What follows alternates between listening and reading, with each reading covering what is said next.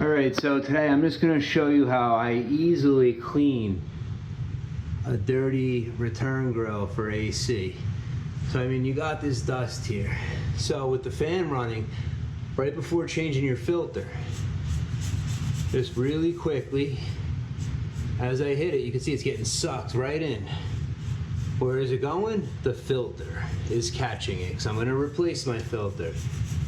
So just sweep all that dust off. Don't sweep that way, sweep in.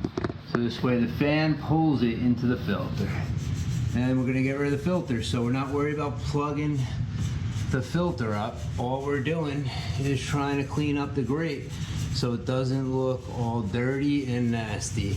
And a paintbrush is one of the best tools for something like this, because it just gets in between and moves this stuff.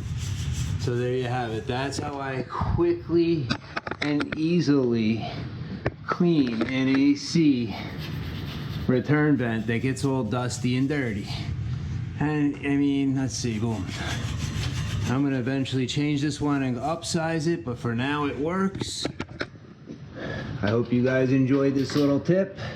And as you can see, you don't have a lot of dust here, you just have a filter that is pretty dirty.